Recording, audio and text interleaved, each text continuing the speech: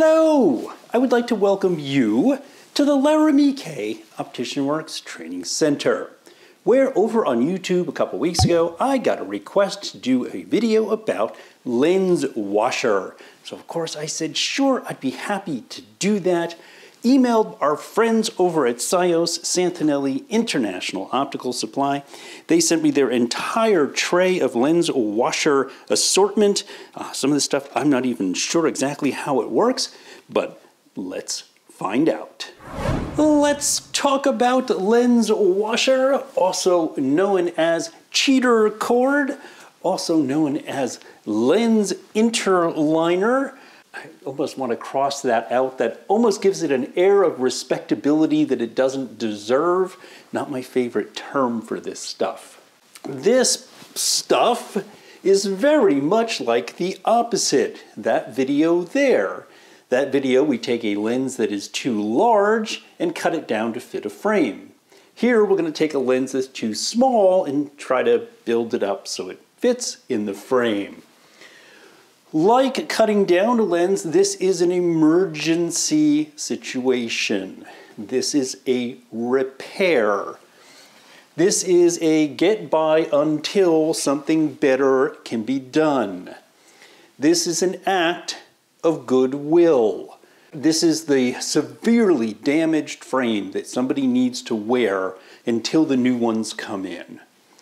I did this several times. We had the local high school, of course, put on plays, and kids would come in. They wore glasses, but they needed some outrageous thing for some kind of theater stuff. And you'd end up trying to force these lenses into this crazy frame. Sometimes I'd use it for that act of goodwill. This is never, ever about a new frame and new lenses. It'd be like going out, spending $150 on a pair of new beautiful shoes, and you look and it turns out they're actually held together inside with duct tape.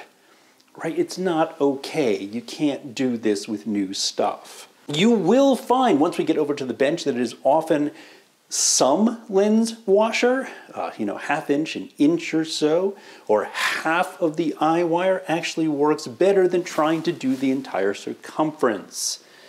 Because beware of the tongue, kind of like a fishing line when you're doing a semi-rimless. If you have too much lens washer and you go to push that lens in, and I'll show you all this on the bench, you're going to push it out on the other side and you end up with the tongue hanging out. You can usually sometimes trim that with an X-Acto knife, but wow, you're getting dangerous territory there. But remember, we are talking about a goodwill situation, an emergency, a get by. So if this happens, well, it's not exactly the end of the world. Now in our opening sequence, you saw we had the lens stretcher and the frame shrinker. Well, there is actually a way to shrink a true real Zyle frame covered in that video right there. Yeah, heat the living heck out of it, plunge it into a bucket of ice, and that frame will actually shrink up if it's real good old-fashioned Zyle. Another trick along these same lines. All right, we've got our tray here from Santanelli International Optical Supply. We've got 3 different products to try. I've got a metal frame. I've got an acetate. I think it's a TR90 lens, kind of falling out and loose. Let's see if we can use our lens washer and fix the problem. Rather than trying to damage a frame to make this work, I instead sort of damaged the lens. Here you can see we have actual gaps between the lens and the eye wire, and the lens will quite literally fall out of the frame. This is the double-sided tape style. It was always my favorite, my go-to. I always had a bag of this taped to the side of my parts cabinet. The question that came in on YouTube mentioned a liquid. Basically, this is the liquid, just placed in a different form. And I think this is a little bit easier, a little bit neater to work with than that. And all you're doing is running, and of course this is incredibly hard to say, you've got maybe, what, 2.5, 3 millimeters tops right there, and you're trying to kind of cover the bevel with it. And you find with a little practice, you can get pretty good at this. Let me get it started there. And you can kind of use your thumb to kind of guide things a little bit.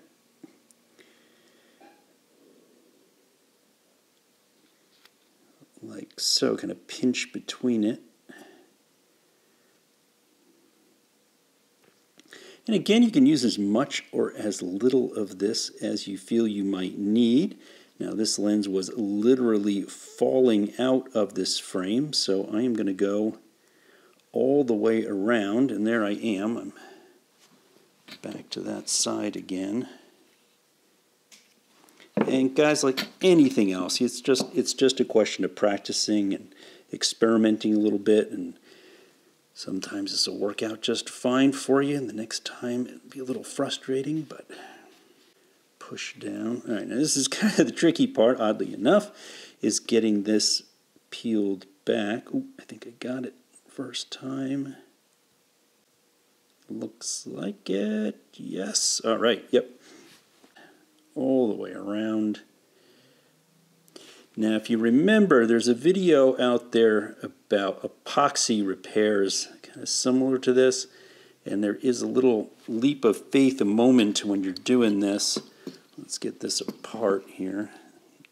Awkward to work in this position and keep it in frame for you, but we're going to open that up. And remember, we're probably talking about a damaged frame, something, so I would actually give this a little bit of a kind of a tug, get it kind of really nice and open for you.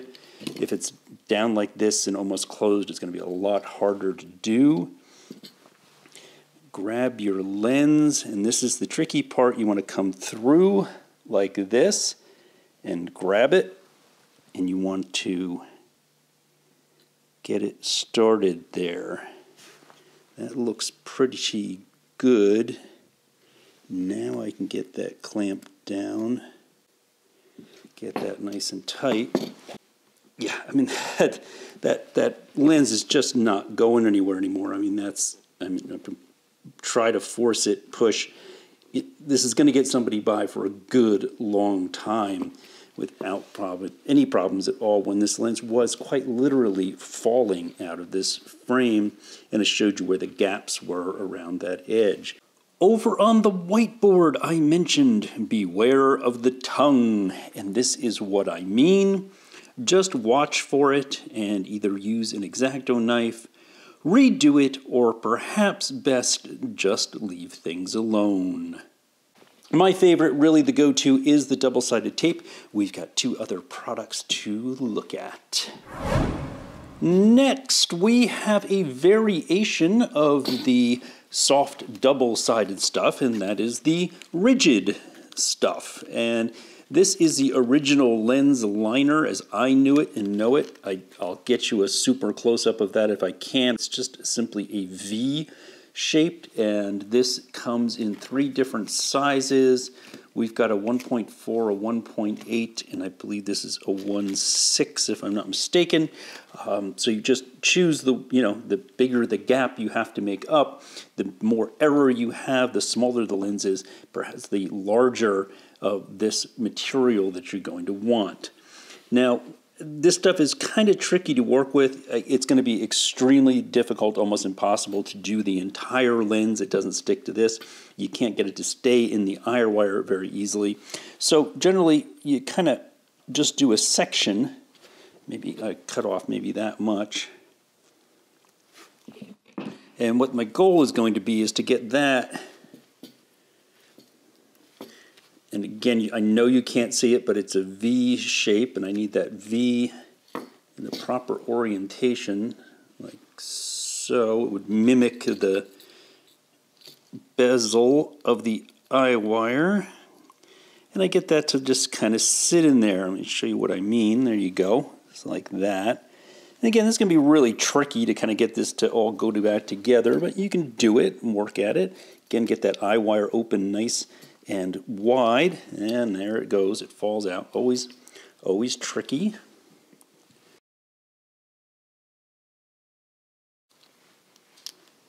All right, so I got that in there. You can actually see the liner. It's right there. It's actually just filling up the space along inside this edge, leading edge or nasal edge of the eye wire. It's actually a little bit loose up here still in this gap area, but it really wouldn't matter. I got it in there. I got it to stay. I got things clamped down, and as you can see now, that lens is not going anywhere and it's not falling out.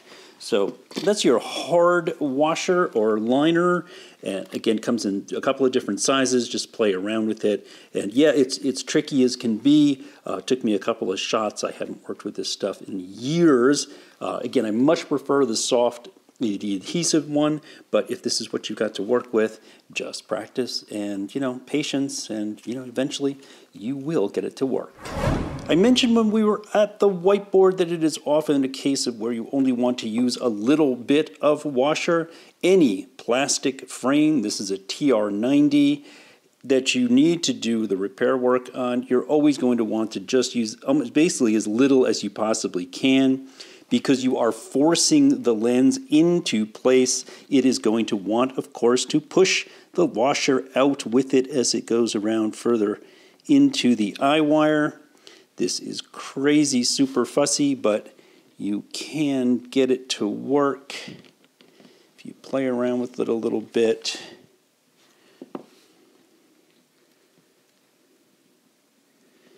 And again, we're going to look at a product that's supposed to take care of this. Obviously, the adhesive backing would help as well.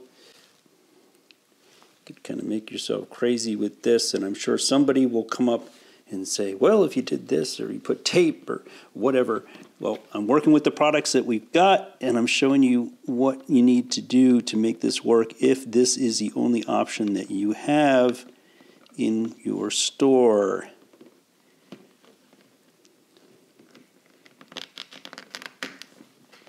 There we go. Okay.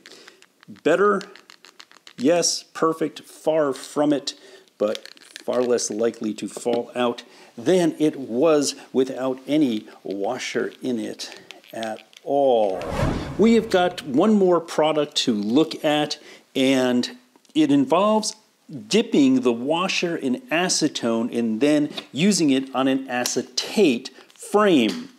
Now, the first thing I thought of when we started looking at this was, wow, acetone near an acetate frame, that sounds like a recipe for disaster because it'll leave little white dots or damage the frame. And we started kicking this around, and I got in touch with Sios and was talking with them, and they said, well, yeah, that, and what about poly? If you have residue of acetone in the eye wire and you put a poly lens in there, well, the product is straight from Europe. In Europe, they do not use poly very much at all. In fact, extremely rare, so it's not a concern for them. With that said, once again, this is a repair. This is a get you by. This is a goodwill kind of thing. So if I'm really careful with what I'm doing, we're going to experiment and see how this goes. Working from the back, I shouldn't leave any white marks or residues or any damage on the frame. And I only need to have that poly lens, if it is a poly lens, stay in the frame for a week or so before it happens to become crazed or cloudy or something. So let's check out the washer that is designed to stick to an acetate frame. According to the catalog, there are two sizes here. 255 is 1.2 millimeters wide and 1/4 millimeter thick. We'll use 256, which is 1.8 millimeters wide and 1/2 millimeter thick. Let's see how this goes. Now, got our acetate frame. We need some acetone. Let's not splash any of that around on anything. That should be enough. All right. And let's cut. Let's see if I can get that out of the way and show you what I'm doing. Maybe just line the upper third of that. About that looks good. Let's see what happens here. Let's see if this shoots across the room on me or not. No. Very good. All right, it says soak in acetone, dip in acetone. We're doing that. You know, no real instructions on time or anything. You can pick this up still. Kind of guide things from the back. Okay, yep, that's better. That's sitting down into that groove a little more. Like I said, no video, no instruction sheet with this stuff. I'm sure our European masters are raised on it, but I had to play around with it for about 20 minutes to even start to get the hang of it, and I sure wouldn't be doing it on anything of value quite yet. But after some trial and error, I found soaking it for about a full minute made a big difference. Not perfect, but not bad for the first time either. So what is our takeaway here? Our takeaway is there are no rules. There is no instruction sheet. Find a washer that works for you. Use patience. Stick to it. You can make this stuff work. Again, it's a fix. It's a get by kind of thing. It's a goodwill act. You're not doing this on brand new, beautiful stuff. If in doubt, I would strongly urge you to use the double-sided adhesive stuff. It certainly is far more forgiving than the others are. If you're watching us on Facebook, please give us a like. If you're watching me on YouTube, please go ahead and hit that subscribe button down there in the corner. Feel free to leave us a message. I'll see you again next week.